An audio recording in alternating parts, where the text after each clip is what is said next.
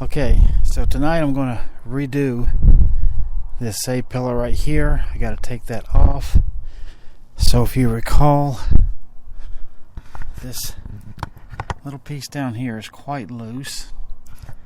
That's one major problem. I want to get that tightened up.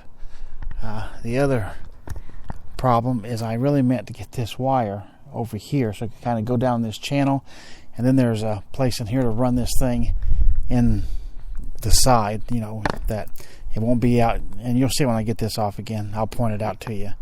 But that's the two big things that I want to fix and get that working. So I'm probably going to have to do a little more wire cutting and things like that. But of course, here's the inside of the pillar right here.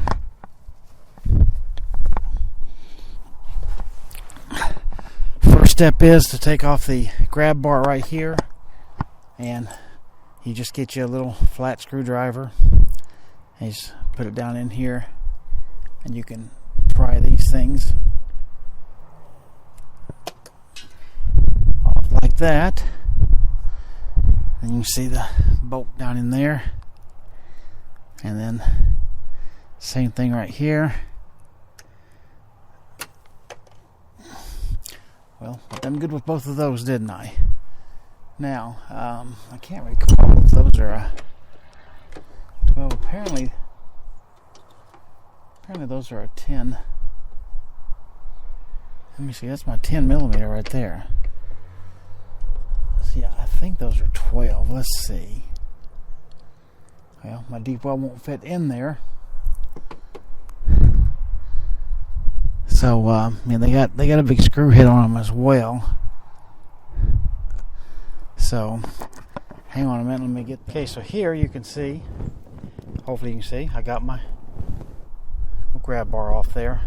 I had to use a great big Phillips to get those off, just leave them stuck in there. And of course we'll put that to the side. The next job will simply be to take that A-pillar right back off.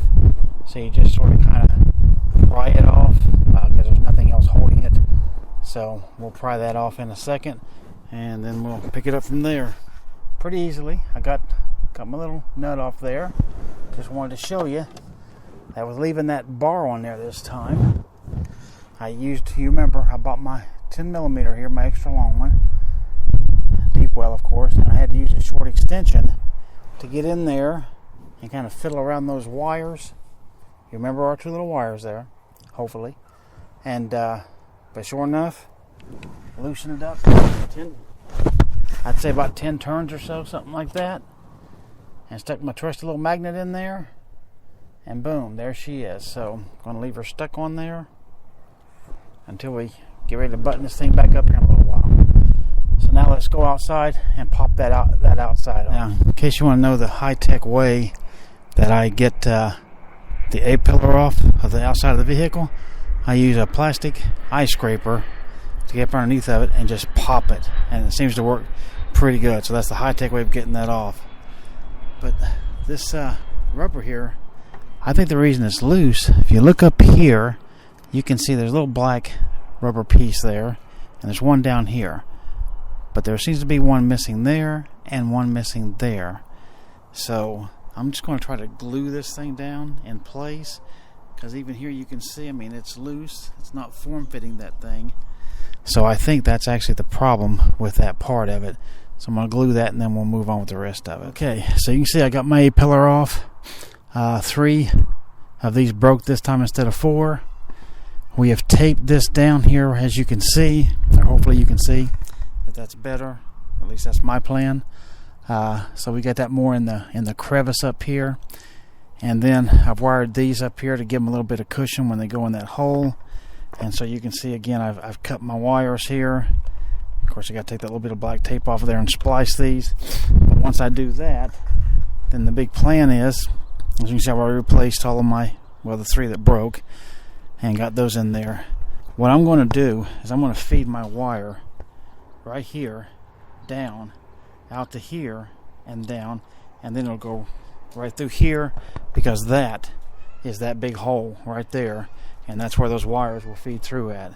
So that's my plan to help kind of protect them, is to bring them down in this hole, out this hole, so down and right through, and then I'll wire them back up on the inside, and then we'll button this thing up after I test it, make sure everything works, and that'll be the job.